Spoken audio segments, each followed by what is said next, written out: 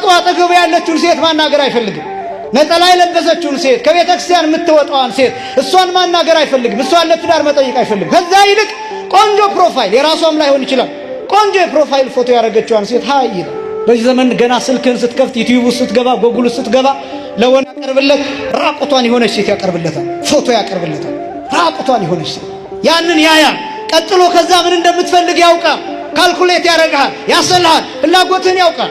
የቲክቶክ አልጎሪዝም የቲክቶክ ፕላትፎርም እኮ ጨርሳችሁ የምታዩትን ቪዲዮ ያውቀዋል። ተመሳሳይ ቪዲዮ ያቀርብላችኋል። የተመሰጥክበትን ያውቃል፣ የወደክበትን ያውቃል። በአይምሮ የምትፈልገው ምን ማየት እንደምትፈልግ ያሰልሃል። ትታወቃለህ። ሬጂስተርድ ነህ። ጎግል ላይ ገና ሴንቴንስ ስትጀምር ሙሉውን ይጨርስልሃል። ምን ሰርች እንደምታደርግ በተደጋጋሚ ያውቃል። ጎግል ያውቃል። ስለዚህ ቆንጆ ሴት ፎቶ ያቀርብልሃል። ለአንቺም እንደዛው የምትፈልጊውን አይነት ወንድ ያቀርብልሻል። አያችሁ፣ ሰው አይምሮው እዚያ ውስጥ እንዲቀር ያደርጋል። በጣም ብዙ ሰው ሃይማኖትን ክዷል። በዚህ ዘመን አጭር ቀሚስ ለብሰው ኦልሞስት ራቁታቸውን በመሆን ደረጃ ሆነው ጌታን ተቀበል የሚሉ ኢየሱስን ራቁታቸውን ሊሰብኩልን የሚሞክሩ የሉ።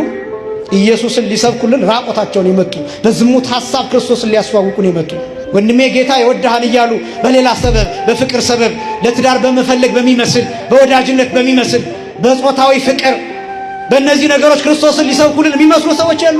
ራቁታቸውን የሚመጡ አጭር ቀሚስ ለብሰው የሚመጡ የተለየ የሽቱ ጠረን ከሩቅ እንዲጠራ ሆነው የሚመጡ እውነት መስሎ ቀረብ ስትል እዚያው ስምጥ ብለህ እንድትቀር ማድረግ የሚችሉ ለዚህ ዓላማ የተላኩ ይህንን በየመንገዱ ዋክ እያደረጉ የሚያናግሩ የመጨረሻው ይሄ ነው። ዓለም ላይ ጠቅላላ የሚሰራው አሁን በእነዚህ አይነት ስትራቴጂ ነው፣ በእነዚህ አይነት እቅድ ነው የሚሰራው።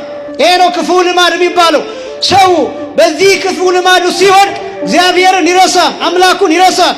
ይቺ ቤተ ክርስቲያን ደግሞ ሁልጊዜ ከዝሙት እንድንርቅ እንድንሸሽ ስለምታስተምር ይቺ ቤተ ክርስቲያን ያኔ የአሰረችን ያስጨነቀችን ይመስልናል።